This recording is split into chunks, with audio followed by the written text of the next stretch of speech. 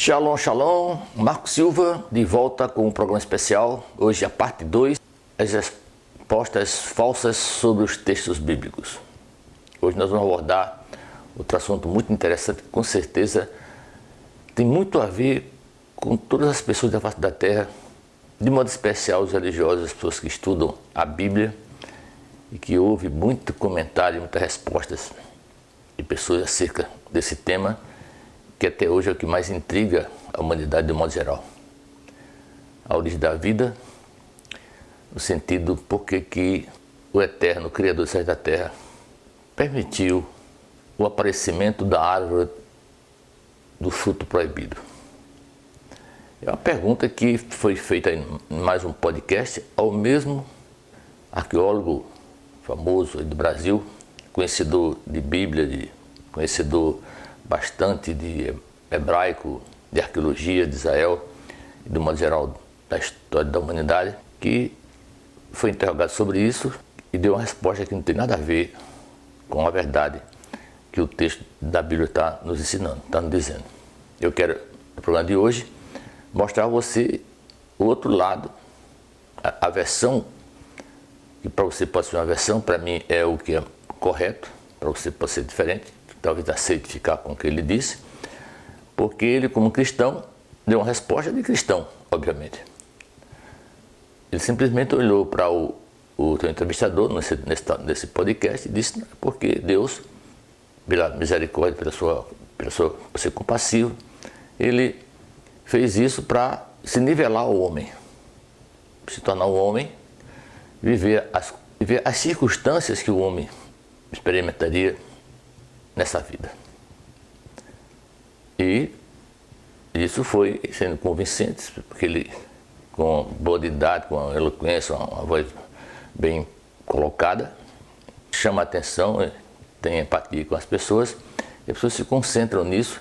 Isso atende os interesses dos cristãos de modo geral, porque nós sabemos que o Brasil é o país mais católico do mundo. Não existe outro país no mundo com tanto catolicismo como o Brasil. Ainda que seja o país que tenha a maior população de idólatras da terra. Logicamente, faz parte do catolicismo romano. Os idólatras têm a ver com isso. Essa miscigenação do nosso povo, ela abrange, ela absorve todo tipo de crença, de fé. E esse tipo de resposta tende a manter as pessoas nesse tipo de prisão, no erro, andando num caminho de perdição, acreditando que estão indo para a vida. E quem pode mudar isso? Eu não vou mudar, talvez esse meu discurso que eu vou falar aqui para você também não mude, mas a minha parte, como uma pessoa que tem uma missão a cumprir, eu tenho que colocar isso para frente. Quer alguém acredite, quer ninguém acredite. Não estamos preocupados com isso, estamos aqui cumprindo a missão que me foi dada. E é isso que eu vou fazer hoje, respondendo, refutando essa resposta do inteligente aí, do grande conhecedor de Bíblia e arqueologia aqui no Brasil e também no mundo. Para que você entenda isso, primeiro você tem que entender que as coisas neste mundo só existem a partir da queda do homem, segundo o que a Bíblia nos mostra como uma metáfora, uma história. Eu vou repetir mais uma vez. Tudo que está na Bíblia não é obrigado você a acreditar que é verdade, de maneira nenhuma. Mas não é mesmo. O texto da Bíblia não está para isso. O texto da Bíblia está escrito como um livro de instrução, que é a Torá, que significa instrução para a vida. Você aceita ou você não aceita. Você não é obrigado a acreditar naquilo que o seu professor lhe ensina. A não ser que você tenha o objetivo de fazer a prova para poder passar, você vai ter que responder o que ele lhe ensinou. Aqui é a mesma coisa. Você está numa prova, eu também. Eu tenho que saber para poder responder o que é correto e o que é incorreto. Saber o que é correto e o que é incorreto. É isso que você precisa entender de antemão. Então, começou com essa metáfora da queda do homem lá num jardim chamado Gan Eden, Jardim do Éden. Aqui para nós em português, hebraico Gan Eden, Jardim do Prazer. satisfação. Nessa metáfora fala dessa árvore do conhecimento do bem e do mal. Na metáfora, que aqui acabamos de falar, o Eterno plantou duas árvores. Plantou não quer dizer que ele plantou a árvore, literalmente como se lê, as pessoas entendem assim. Ele está colocando para mim, para você, a opção de escolher. Eu quero isso ou quero aquilo. Por quê? Porque qualquer pessoa, desde que nasce, ela vai crescendo e vai se formando nela um caráter a cada dia, e cada semana e cada mês, e ela vai se mostrando quem ela é, no sentido do que ela quer, do que ela não quer. Ela manifesta o que está no seu DNA. Isto é uma dádiva do Eterno que deu ao ser humano, e somente a ele, esse privilégio de poder escolher ir ou não ir, fazer ou não fazer, gostar ou não gostar, experimentar ou não experimentar, e assim por diante, porque a nossa vida nesse mundo é uma vida de dualidade. Há sempre um lado e o outro lado. Não existe um lado só das coisas. Então, por isso que eu estou aqui também para mostrar o outro lado acerca dessas respostas que temos ouvido aí de rabinos, de mestres da Torá, entendido de judaísmo messiânico e por aí vai. Eu, mais uma vez, vou repetir como sempre. Eu não estou aqui dizendo a você que eu sou dono da verdade, de maneira nenhuma. Eu não estou mesmo. Eu estou aqui para falar o que no coração o Eterno tem me dito, e eu vou falar para você. Se você vai crer ou não. É mais uma informação acerca do que o texto da Bíblia está dizendo.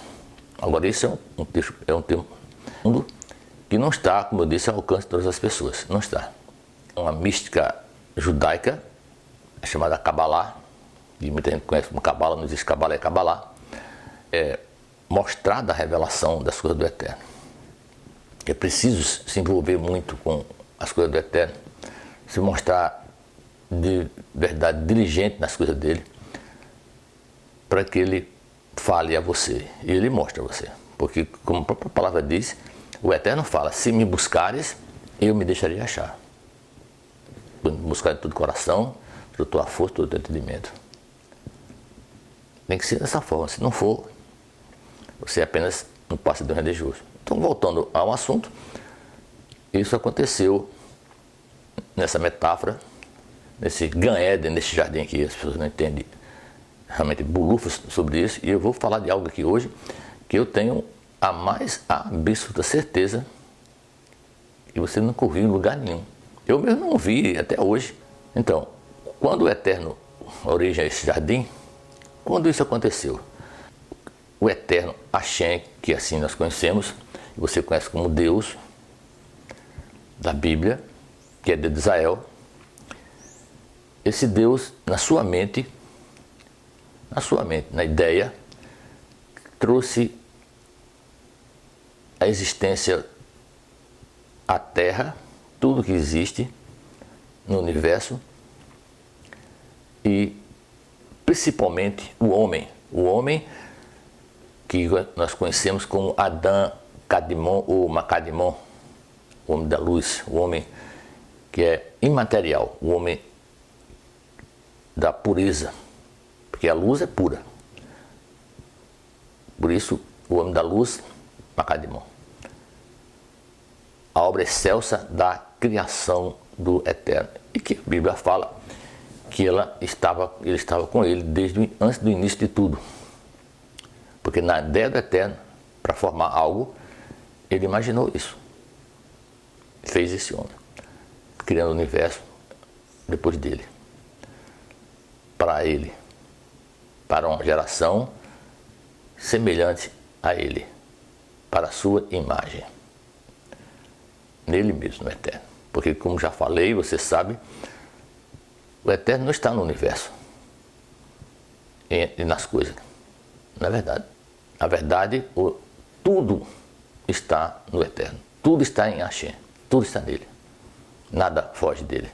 E está além de tudo isso. E estando nessas coisas. Então, nesse plano eterno, imaginou isso, passou para esse outro plano da vida, que é o mundo conhecido como mundo de Beriá, o mundo da criação, a criação mental. O Eterno criou na sua mente. É o mundo de Beriá. E o terceiro mundo, criado por ele, é o chamado mundo de Yetzirah, que é o mundo da formação, onde ele deu forma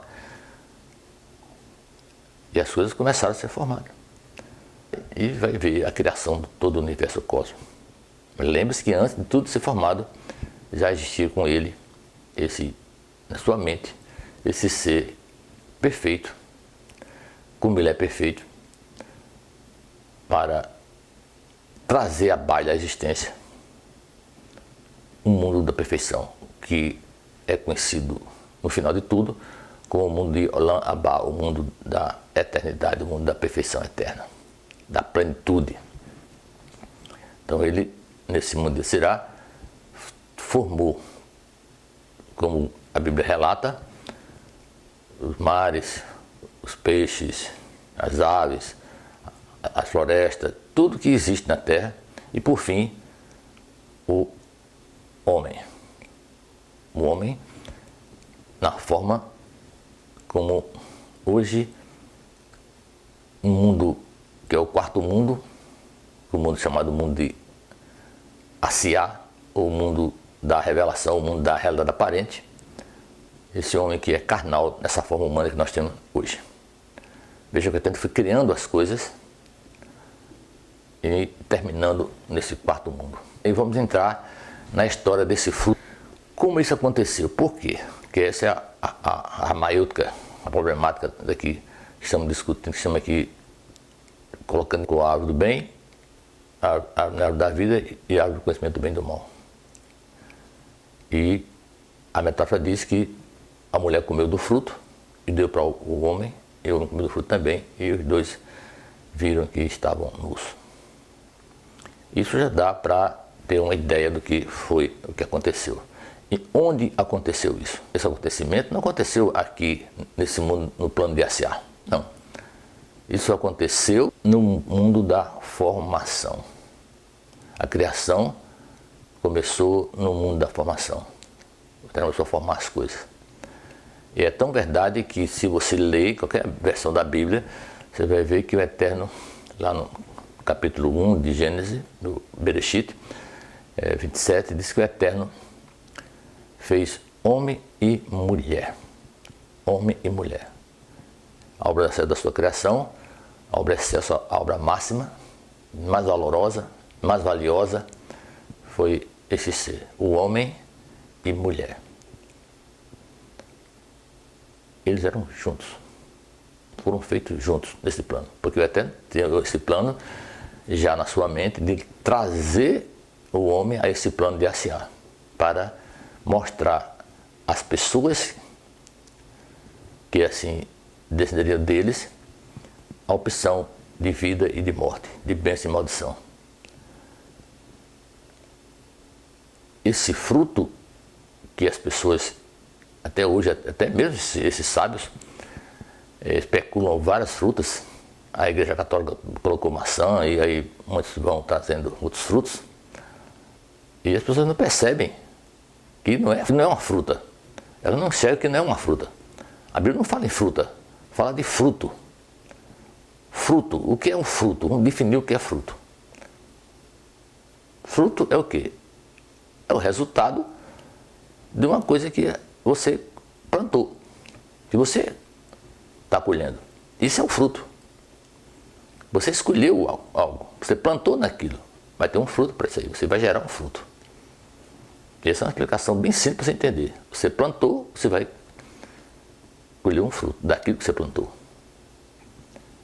E esse fruto que o homem plantou e continuou plantando até hoje, mas começou no plano de Yetzirah, na formação,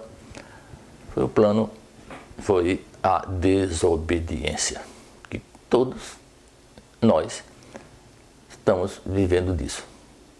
Em alguma fase da nossa vida, ou até hoje, continuamos sendo desobedientes. Eu tenho um filho de 4 anos agora, é natural ser desobediente. É a manifestação dele, na idade dele, com 4 anos, ele quer fazer o que ele acha que deve fazer. E assim as crianças normais, são as crianças normais. Porque está no nosso DNA. Isso vem na formação. O Eterno assim fez para que as pessoas entendessem isso. E vencessem isso. Porque quando você vê, depois que o homem entrou no plano de Asiá, esse mundo da realidade aparente, o homem provou desse fruto. Ele plantou e colheu esse fruto. E eles viram depois que estavam nus, como falei. Mas veja, antes, é bom lembrar você que quando o homem, no plano da formação, foi formado, ele estava junto, a mulher estava com ele, dentro dele. Fazia parte dele, é a história da cara metade, a outra parte sua, que o mundo procura hoje a sua cara metade. Ou não é assim? Veja que o Eterno, nesse plano, formou o homem assim. E formou todas as coisas, os animais, e chamou os animais para que ele desse nome a todas as coisas que ele iria ver. E o homem, o Adão, Cadimon, no Adão, Harishon, agora é o primeiro homem já aqui formado, nesse sentido já com uma forma, ainda que não visível, mas já tinha uma forma. Esse homem foi formado e deu nome a todos o que ele viu. Tudo. Dos animais. Aí sim, o Eterno, depois disso, tirou dele, de dentro dele, segundo a metáfora da Bíblia, da sua costela, fez a mulher. E ele reconheceu que era parte dele, o homem.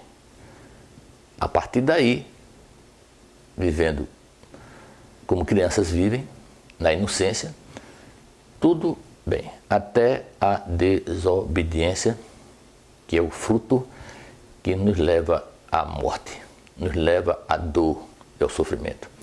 Toda pessoa desobediente, toda pessoa que é insubordinada, toda pessoa que é insatisfeita com a sua situação, ela é uma pessoa rebelde, ela é uma pessoa que está ferindo ao Eterno. Ela está julgando o Eterno como um malfeitor que não cuidou dela e não quer nada com ela. Muita gente é assim. Julga o Eterno, o Criador do céu e da terra, como um Deus déspota, um perseguidor, um acusador, um ser mau, que quer o mal das pessoas, quando na verdade é muito pelo contrário. Mas a sua encerrará a inclinação do homem já no seu DNA para o mal reina nas pessoas. E o Eterno quer que ela reine na esse torvar, na inclinação para o bem. Então, a mulher sendo tentada, que é o que até hoje se vê, ela se entregou. E quando se entrega, gera dor, sofrimento e morte. E foi isso que aconteceu. O homem foi tomado por isso. E se você ler a Torá e ver os comentários do Rabino acerca desse evento, alguns entendem que quando o homem provou com a mulher do que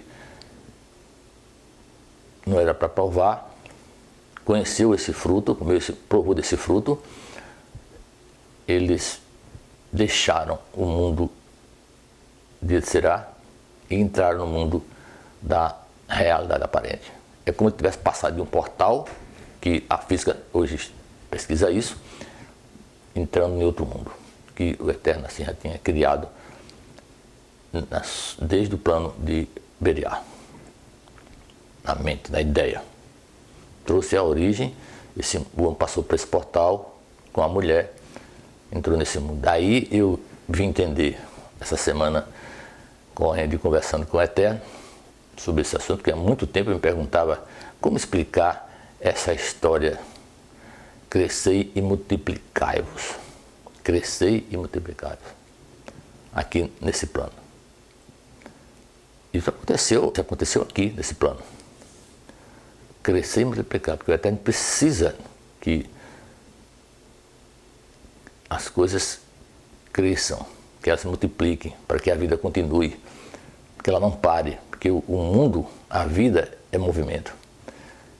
E nesse movimento, nesse crescimento, as pessoas possam ver e escolher, fazer ou não fazer. Esse é o sentido da coisa. E para encerrar esse assunto, é óbvio, os comentaristas da Torá, aí nos comentários que você tem a Torá, você vai ver no Gênesis, no Bereshit, tem um comentário acerca desse acontecimento da queda do homem com a mulher. E eles falam que isso trouxe à baila um impulso sexual, que é o que rege o mundo e faz com que o mundo vá crescendo de maneira geométrica, como hoje se vê seres humanos se multiplicando mais do que baratas, porque sexo hoje é feito em toda a parte da Terra de maneira nunca vista antes, embora isso já existisse desde o passado. Mas hoje nunca se viu tanta mulher, tanto ser humano feminino se prostituindo de maneira social. Não precisa mais pagar para elas estão até pagando agora para fazer sexo com os homens, até porque os seres humanos masculinos, a maioria hoje está se tornando homossexuais. Muitos homossexuais, é uma pandemia, esse fato, e os seus impulsos sexuais aumentados pelo conhecimento disso, faz a diferença nas suas vidas. E aqui eu abro um parênteses para lembrar que essa é a maior prova da existência desse fruto no homem, que ele colheu, quando provou disso com a mulher. Não existe algo mais forte do que a atração sexual dos homens pelas mulheres. E vice-versa, quando elas estão interessadas em gerar filhos, ter uma família, que é a parte natural da coisa. É entendendo a história do crescer e multiplicai-vos. Ninguém cresce jovem fazendo sexo. Não, peixe, qualquer animal só vai sexuar, só vai ter relações com fêmea, eu macho fêmea. Normalmente eu mesmo hoje com homossexuais depois de já crescidos, gerando cada dia mais a relação que pode trazer fecundação e gerar novos seres vivos, a relação entre macho e fêmea, que relação entre homossexuais não gera nada, a não ser imundícia, a não ser impiedade, a não ser aberração, a não ser uma alteração da natureza humana, da natureza criada pelo Eterno. Isso, logicamente que isso é uma desobediência, isso é uma afronta, isso é um desrespeito, uma rebeldia contra o Criador. Ainda que isso possa ferir muita gente.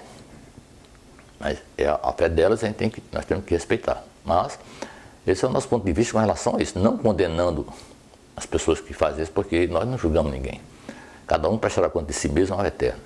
Cada um prestará conta de si mesmo ao Eterno, seja Deus, se crê em Deus e se realmente Deus existe para esse tipo de pessoa. Para a maioria das pessoas que dizem que crê em Deus. A maioria crê em Deus. Inclusive homossexuais. Não todos. Obviamente que muitos deles não estão nem aí. Claro que não creem. Esse é o nosso ponto de vista com relação a isso. Não condenando as pessoas que fazem isso, porque nós não julgamos ninguém. Está provado que o fruto não é uma fruta, é o fruto. Porque eles plantaram a desobediência, conhecendo o mundo que estava nessa árvore do conhecimento do bem e do mal, que é uma metáfora. Não existe essa árvore do conhecimento do bem e do mal. Os contos antigos, como por exemplo, como a epopeia de Gilgamesh, os contos de Eridu, que acabei de citar agora, o Enuma Elish, ou Elish para muita gente, o nome é Elish, o culto de Inanna, a árvore de Ulupu, o culto de Emar, a cidade da Síria, que mostra várias histórias ou história sobre a criação. Se você não leu, procure ler. Para estudar, você vai entender que isso existe. Então, nada de novo debaixo do sol. O Eterno permitiu a existência do fruto proibido. Para isso, separar joio do trigo, como disse Yeshua mais tarde, o servo infiel do servo fiel, o justo do ímpio. É dessa forma, assim como se separa, o homem faz distinção entre o amargo e o doce, é assim a vida. Essa é a razão da existência desse fruto, da permissão da existência do fruto proibido, que é a mola que faz com que esse mundo de Asiá, da aparente, onde nós estamos com carne e osso, se manifeste, as pessoas sejam palpáveis e vistas nesse mundo.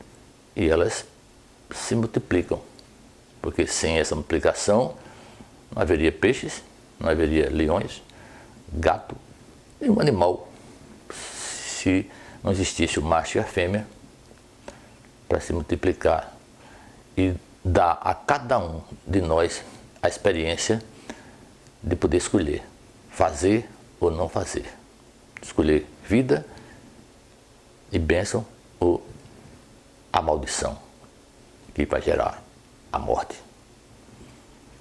Espero que você tenha entendido o que aqui falamos e, de qualquer forma, se resta alguma dúvida, estamos à disposição para maiores e melhores esclarecimentos.